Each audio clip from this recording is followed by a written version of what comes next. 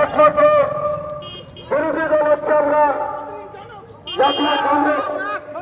দেখুন 1998 সালে এই তৃণমূল সরকার তৈরি হয়েছিল একমাত্র 1,000 টাকা দিয়ে। সেই গাছ লাগাবেন সেই গাছেই ফল হবে।